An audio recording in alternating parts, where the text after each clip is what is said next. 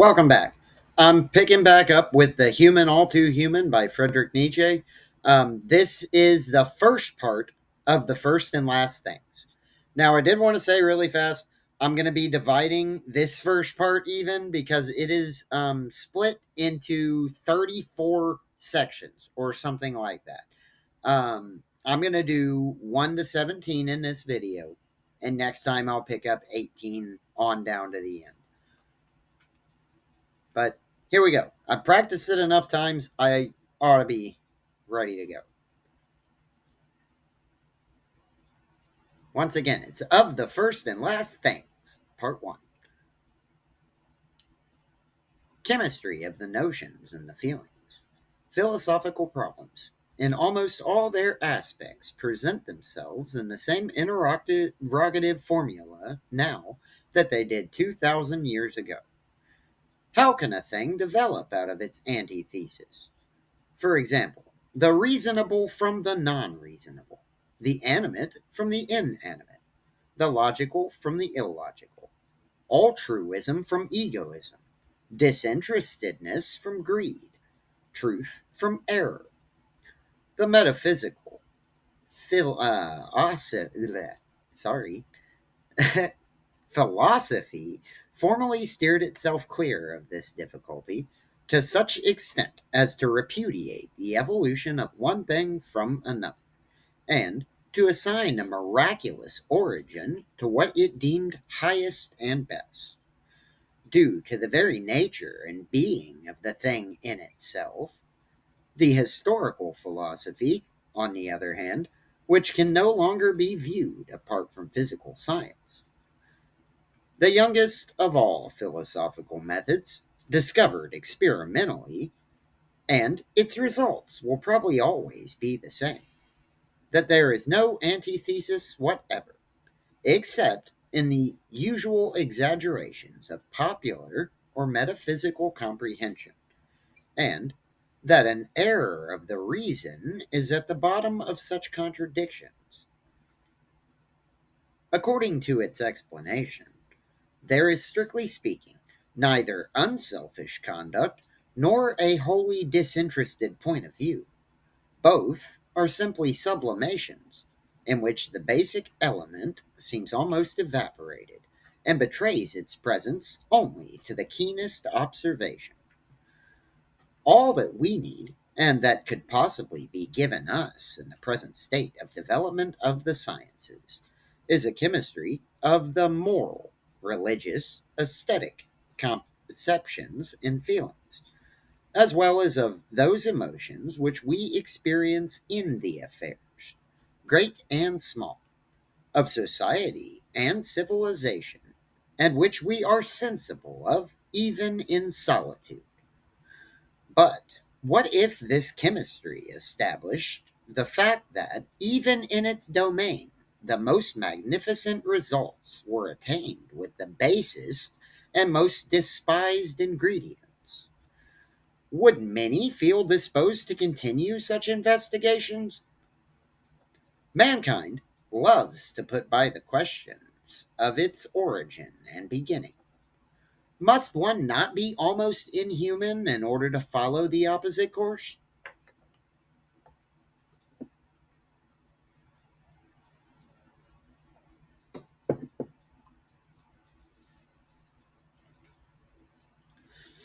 2.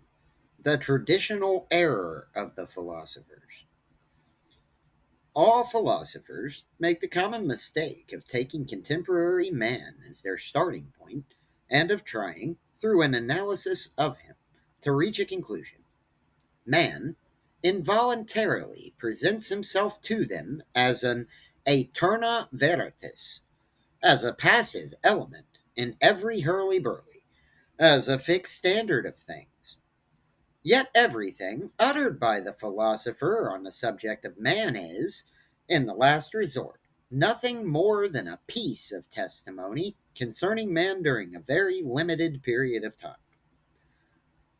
Lack of the historical sense is the traditional defect in all philosophers. Many innocently take man in his most childish state, as fashioned through the influence of certain religious and even of certain political developments, as the permanent form under which man must be viewed. They will not learn that man has evolved, that the intellectual faculty itself is an evolution, whereas some philosophers make the whole cosmos out of this intellectual faculty. But everything essential in human evolution took place eons ago, long before the 4,000 years or so of which we know anything. During these years, man may not have changed very much. However, the philosopher ascribes instinct to the contemporary man and assumes that this is one of the unalterable facts regarding man himself, and hence affords a clue to the understanding of the universe in general. The whole teleology is so planned that man, during the last 4,000 years, shall be spoken of as a being existing from all eternity, and with reference to whom everything in the cosmos, from its very inception, is naturally ordered. Yet everything evolved. There are no eternal facts, as there are no absolute truths. Accordingly, historical philosophizing is henceforth indispensable, and with it, honesty of judgment.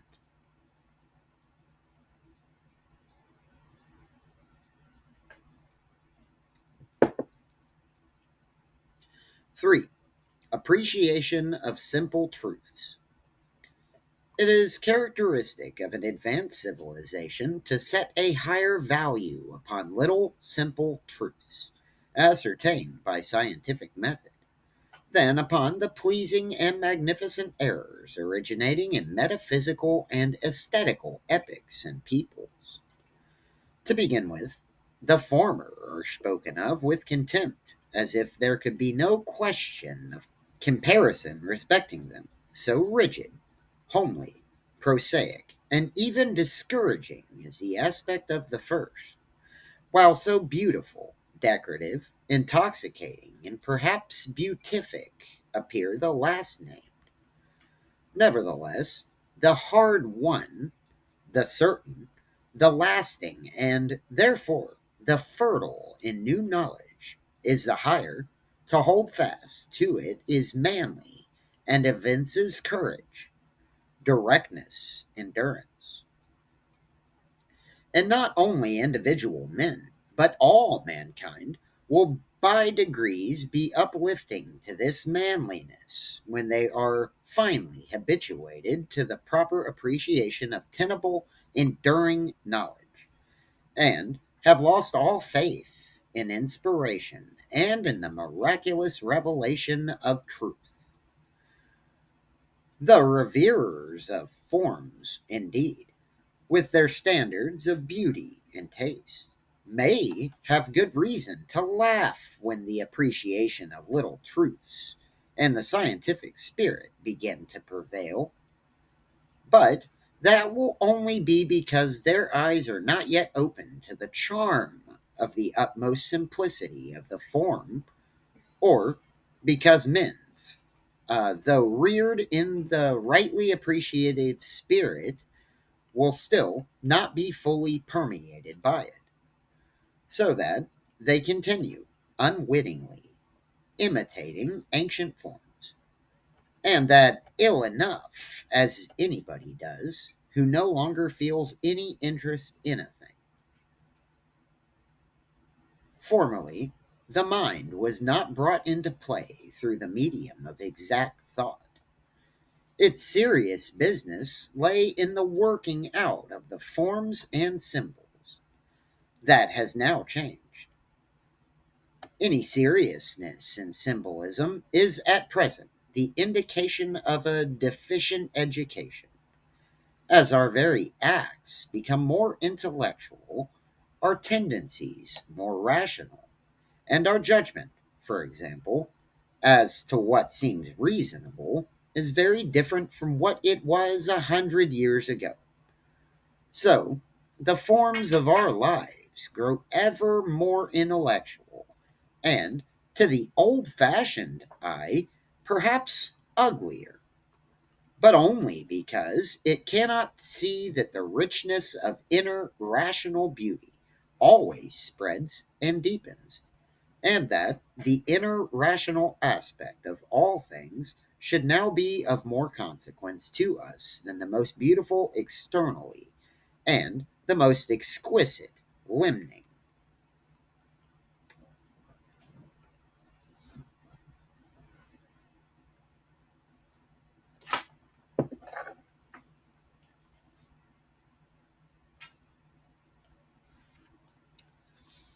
For astrology and the like, it is presumable that the objects of the religious, moral, aesthetic, and logical notions pertain simply to the superficialities of things. Although man flatters himself with the thought that here at least he is getting close to the heart of the cosmos, he deceives himself because these things have power to make him so happy and so wretched, and so he evinces, in this respect, the same conceit that characterizes astrology. Astrology presupposes that the heavenly bodies are regulated in their movements, in harmony with the destiny of morals. The moral man presupposes that that which concerns himself most nearly must also be the heart and soul of things. 5. Misconception of dreams. In the dream, mankind, in epochs of crude primitive civilization, thought they were introduced to a second, substantial world. Here we have the source of all metaphysic. Without the dream, men would have never been incited to an analysis of the world. Even the distinction between soul and body is wholly due to the primitive conception of the dream, as also the hypothesis of the embodied soul, whence the development of all superstition, and also probably the belief in God. The dead still live, for they appear to the living in dreams. So reasoned mankind at one time, and through many thousands of years.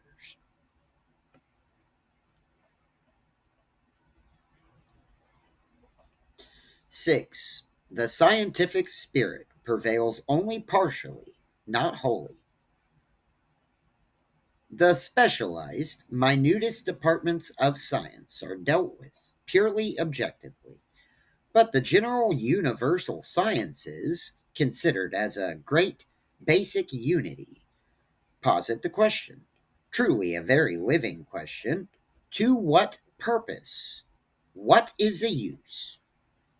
Because of this reference to utility, they are, as a whole, less impersonal than when looked at in their specialized aspects.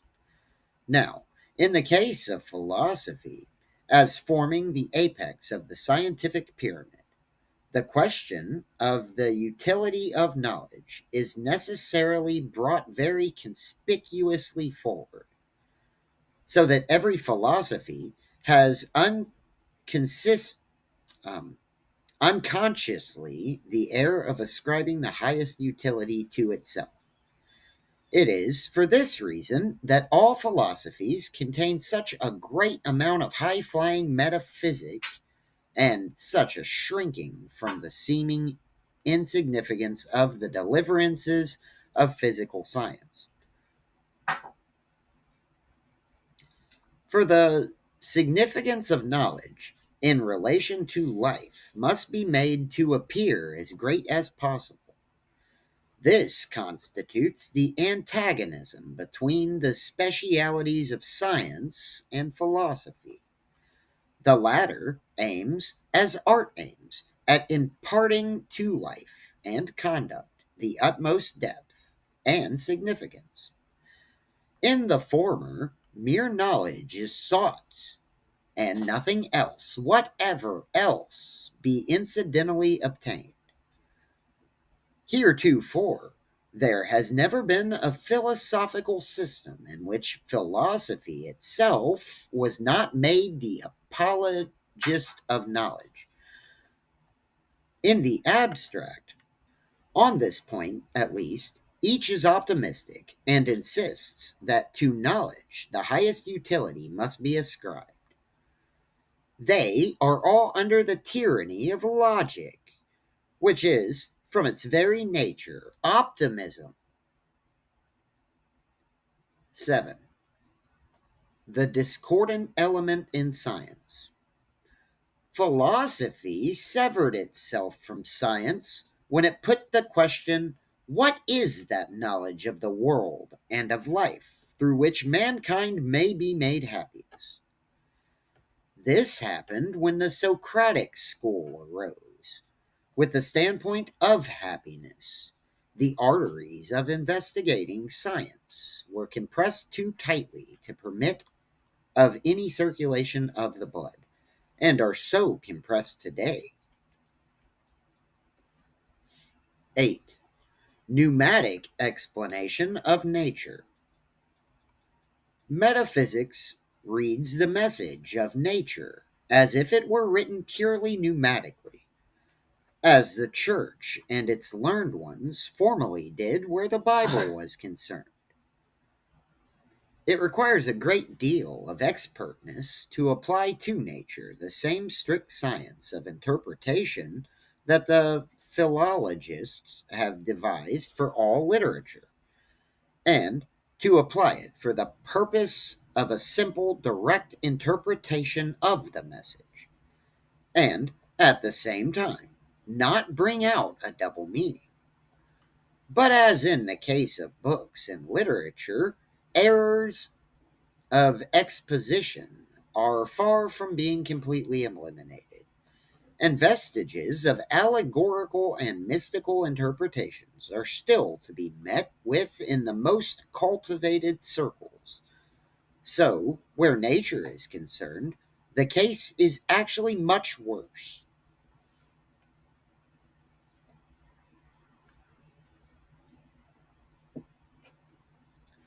9. Metaphysical world. It is true, there may be a metaphysical world. The absolute possibility of it can scarcely be disputed.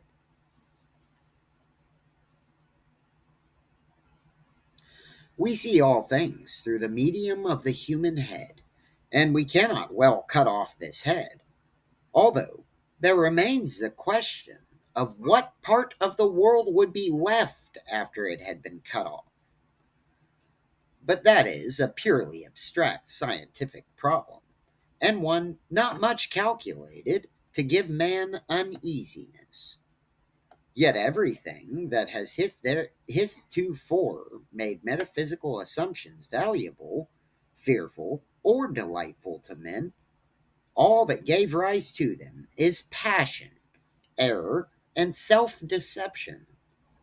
The worst systems of knowledge, not the best, pin their tenets of belief thereto.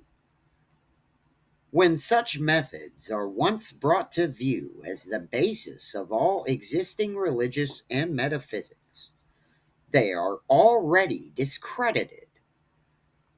There always remains, however, the possibility already conceded, but nothing at all can be made out of that, to say not a word about letting happiness, salvation, and life hang upon the thread spun from such a possibility. Accordingly, nothing could be predicted of the metaphysical world beyond the fact that it is an elsewhere, another sphere, inaccessible and incomprehensible to us.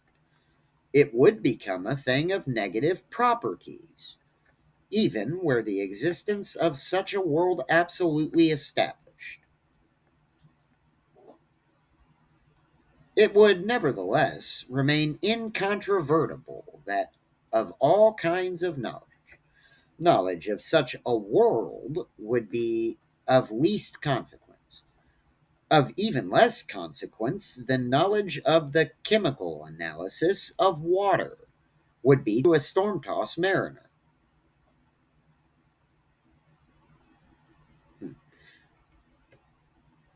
10. Ah, the harmlessness of metaphysic in the future. As soon as religion, art, and ethics are so understood that a full comprehension of them can be gained without taking refuge in the postulates of metaphysical claptrap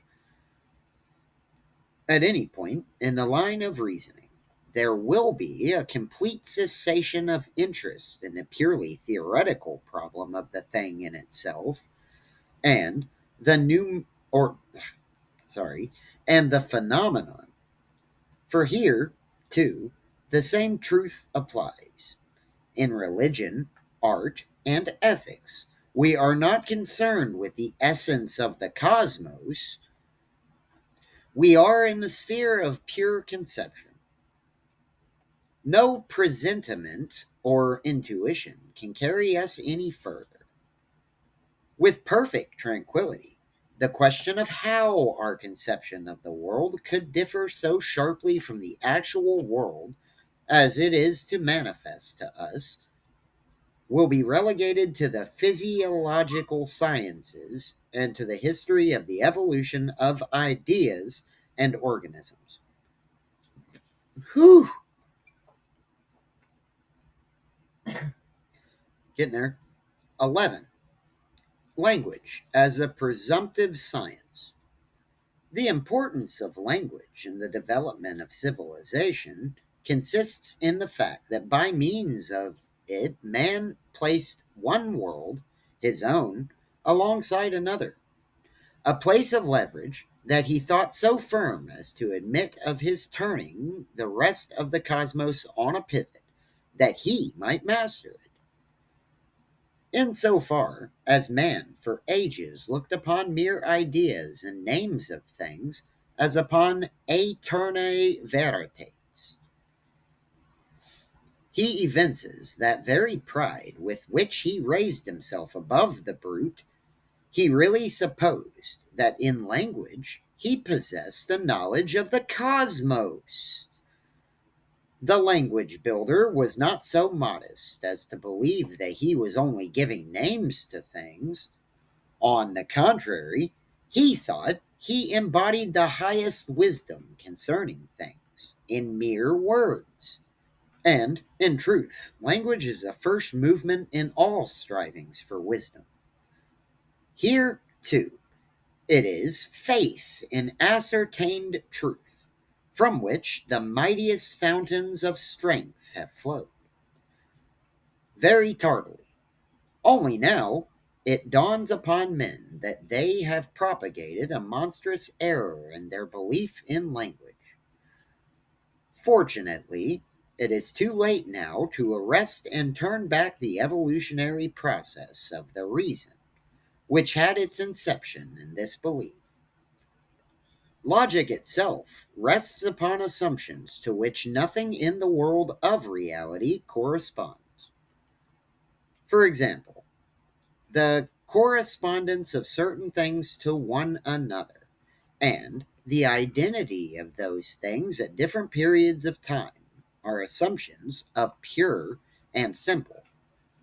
But the science of logic originated in the positive belief that they were not assumptions at all, but established facts.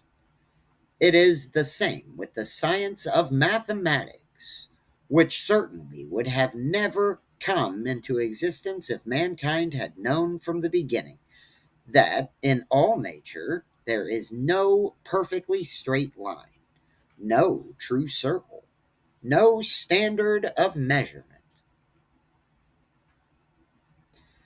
12. Dreams and civilization. The function of the brain, which is most encroached upon in slumber, is the memory.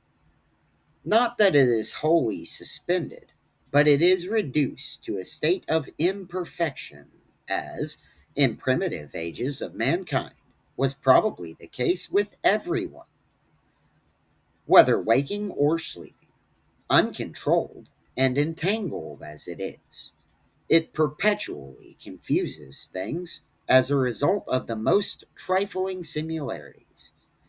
Yet, in the same mental confusion and lack of control, the nations invented their mythologies, while nowadays travelers habitually observe how prone the savage is to forgetfulness, how his mind, after the least exertion of memory, begins to wander and lose itself until finally he utters falsehood and nonsense from sheer exhaustion.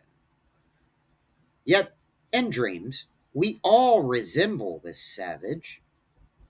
Inadequacy of distinction and error of comparison are the basis of the preposterous things we do and say in dreams, so that when we clearly recall a dream, we are startled that so much idiocy lurks within us. The absolute distinctness of all dream images, due to implicit faith in their substantial reality, recalls the conditions in which earlier mankind were placed, for whom hallucinations had extraordinary vividness. Entire communities, and even entire nations, laboring simultaneously under them. Therefore, in sleep and in dream, we make the pilgrimage of early mankind over again. 13. Logic of the dream. During sleep, the nervous system, through various inner provocatives, is in constant agitation. Almost all the organs act independently and vigorously. The blood circulates rapidly. The posture of the sleeper compresses some portions of the body. The coverlets influence the sensations in different ways. The stomach carries on the digestive process and acts upon other organs thereby. The intestines are in motion. The position of the head induces unaccustomed action. The feet, shoeless, no longer pressing the ground, are the occasion of other sensations of novelty, and is, indeed, the changed garb of the entire body. All these things, following the bustle and the change of the day, result through their novelty in a movement throughout the entire system that expands even to the brain functions. Thus, there are 100 circumstances to induce perplexity in the mind, questioning as to the cause of this excitation. Now, the dream is a seeking and presenting of reasons for the excitations of feeling, of the supposed reasons. That is to say, thus, for example, whoever oh, whoever has his feet bound with two threads will probably dream that a pair of serpents are coiled around his feet. This is, at first, a hypothesis and then a belief, with an accompanying imaginative picture, and the argument: these snakes must be the causa of these sensations, which I, the sleeper, now have. So reasons the mind of the sleeper. The condition precedent, as thus conjectured, become, owing to the excitation of the fancy, present realities. Everyone knows from experience how a dreamer will transform one piercing sound, for example, that of a bell, into another of quite a different nature, say, the report of a cannon. In his dream, he becomes aware first of the effects which he explains by a subsequent hypothesis and becomes persuaded of the purely conjectural nature of the sound. But how comes it that the mind of the dreamer goes so far astray when the same mind, awake, is habitually cautious, careful, and so conservative in its dealings with hypotheses? Why does the first plausible hypothesis of the cause of a sensation gain credit in the dreaming state? For in a dream, we look upon that dream as reality. That is, we accept our hypotheses as fully established. I have no doubt that as men argue in their dreams today, mankind argued even in their waking moments for thousands of years. The first causa that occurred in the mind with reference to anything that stood in need of explanation was accepted as the true explanation and served as such. Savages show the same tendency in operation, as the reports of travelers agree. In the dream, this atavistic reality of humanity manifests its existence within us, for it is the foundation upon which the higher rational faculty developed itself and still develops itself in every individual. Dreams carry us back to earlier stages of human culture and afford us a means of understanding it more clearly. Dream thought comes so easily to us now because we are so thoroughly trained to it through the interminable stages of evolution during which this fanciful and facile form of theorizing has prevailed.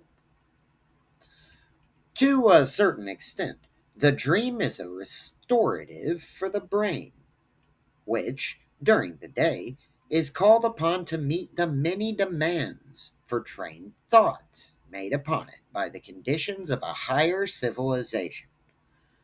We may, if we please, become sensible, even in our waking moments, of a condition that is as a door and vestibule to dreaming.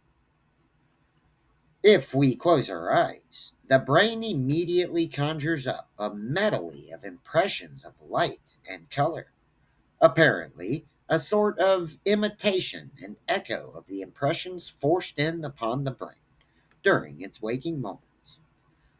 And now the mind, in cooperation with the imagination, transforms the formless play of light and color into definite figures, moving groups, landscapes. What really takes place is a sort of reasoning from effect back to cause, as the brain inquires whence these impressions of light and color. It posits as the inducing causes of such lights and color, those shapes and figures. They serve the brain as the occasion of those lights and colors. Because the brain, when the eyes are opened and the senses awake, is accustomed to perceive the cause of every impression of light and color made upon it. Here again, the imagination is continually interposing its images, inasmuch as it participates in the production of the impressions made through the senses day by day. And the dream fancy does exactly the same thing. That is, the presumed cause is determined from the effect, and after the effect. All this, too, with extraordinary rapidity, so that, in this matter, as in a matter of jugglery or sleight of hand, a confusion of the mind is produced, and an after effect is made to appear as simultaneous action, an inverted succession of events. Even from these considerations, we can see how late strict logical thought, the true notion of cause and effect, must have been in developing, since our intellectual and rational faculties, to this very day, revert to these primitive processes of deduction, while practically half our lifetime is spent in the superinducing conditions. Even the poet, the artist, ascribes to his sentimental and emotional states causes which are not the true ones. To that extent, he is a reminder of early mankind and can aid us in its comprehension.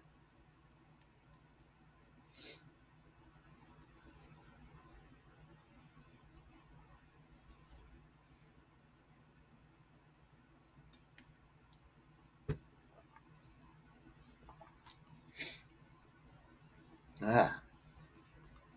14. Association. All strong feelings are associated with a variety of allied sentiments and emotions. They stir up the memory at the same time. When we are under their influence, we are reminded of similar states and we feel a renewal of them within us. Thus are formed habitual successions of feelings and notions, which, at last, when they follow one another with lightning rapidity, are no longer felt as complexities but as utilities. In this sense, we hear of moral feelings, of religious feelings, as if they were absolute unities. In reality, they are streams within 100 sources and tributaries. Here again, the unity of the word speaks nothing for the unity of the thing. 15. Know within and without in the world. As Democritus transferred the notions above and below to limitless space, where they are destitute of meaning, so the philosophers do generally with the idea within and without, as regards the form and substance, Wesen und Erscheinung of the world. What they claim is that through the oh, well, What they claim is that through the medium of profound feelings, one can penetrate deep into the soul of things, in re or in re, draw close to the heart of nature. But these feelings are deep only insofar as with them are simultaneously aroused, although almost imperceptibly, certain complicated groups of thoughts. Gedankengruppen, thought group, which we call deep. A feeling is deep because we deem the thoughts accompanying it deep. But deep thought can nevertheless be very widely sundered from truth. As, for instance, every metaphysical thought, take from deep feeling the element of thought blended with it, and all that remains is strength of feeling, which is no voucher for the validity of knowledge. As intense faith is evidenced only of its own intensity and not of the truth of that in which the faith is felt.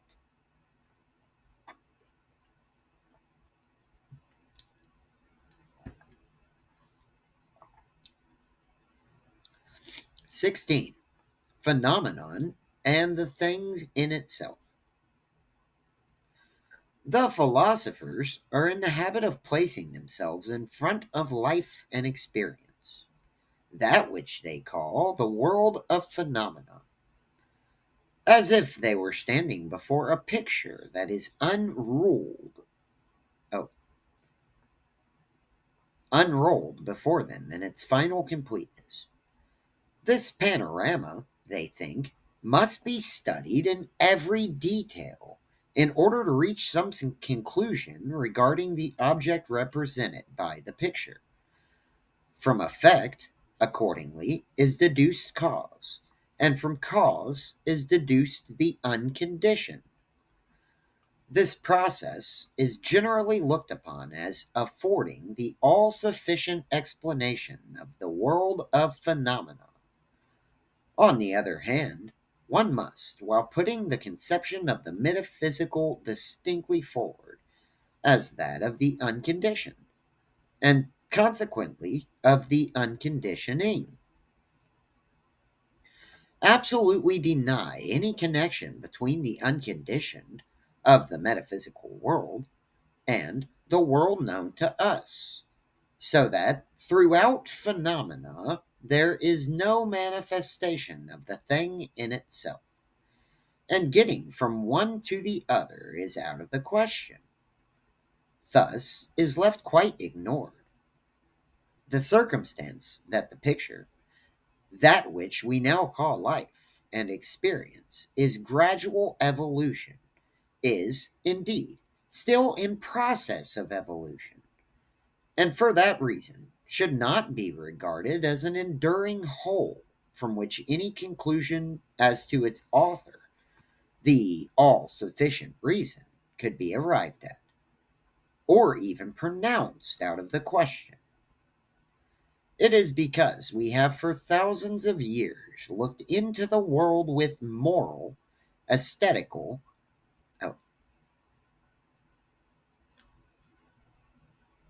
aesthetic, religious predispositions, with blind prejudice, passion, or fear, and surfeited ourselves with indulgence in the follies of illogical thought, that the world has gradually become so wondrously motley, frightful, significant, soulful. It has taken on tints, but we have been the colorists, the human intellect, upon the foundation of human needs, of human passions, has reared all these phenomena and injected its own erroneous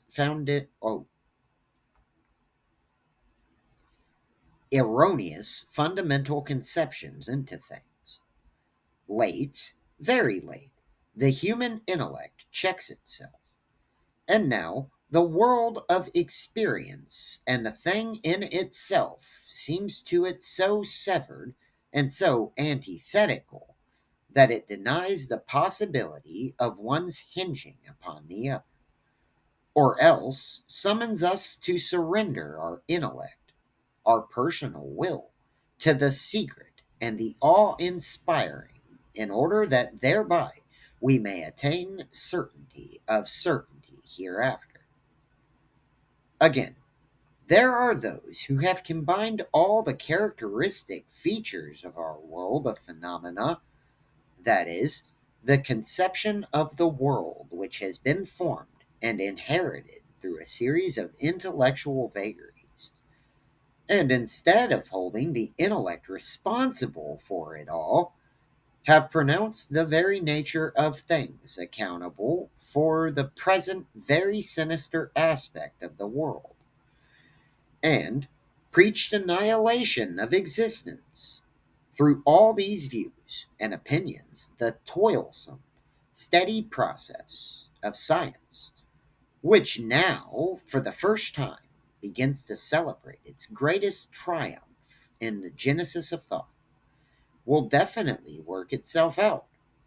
The result being perhaps to the following effect: that which we now call the world is the result of a crowd of errors and fancies which gradually developed in the general evolution of organic nature, have grown together and been transmitted to us as the accumulated treasure of all the past, as the treasure, for whatever is worth anything in our humanity rests upon it. From the world of conception, it is in the power of science to release us only to a slight extent, and this is all that could be wished, inasmuch as it cannot eradicate the influence of hereditary habits of feeling, but it can light up by degrees the stages of the development of that world of conception, and lift us, at least for a time, above the whole spectacle. Perhaps we may then perceive that the thing in itself is a meet subject for Homeric laughter, that it seemed so much everything indeed, and is really a void, void, that is to say, of meaning.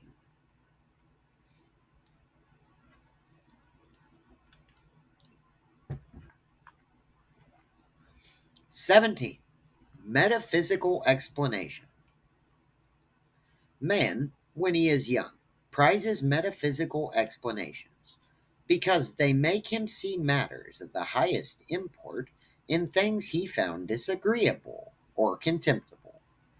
And if he is not satisfied with himself, this feeling of dissatisfaction is soothed when he sees the most hidden world problem or world pain in that which he finds so displeasing in himself.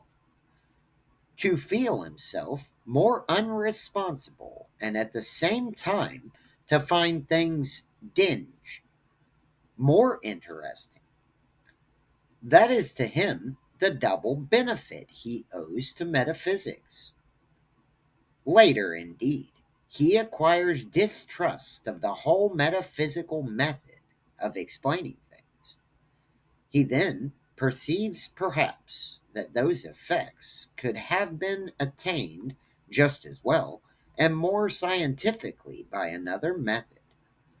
The physical and historical explanations would, at least, have given that feeling of freedom from personal responsibility just as well, while interest in life and its problems would be stimulated, perhaps even more. All right, that's the end of that. I'm going to go on ahead and stop for now. This is the first part of the first and last things. That sounded a little weird. I'll pick up next time on part 18. See you then. Please like and subscribe, and I really hope you enjoyed that. It took me so long to get it right. Bye.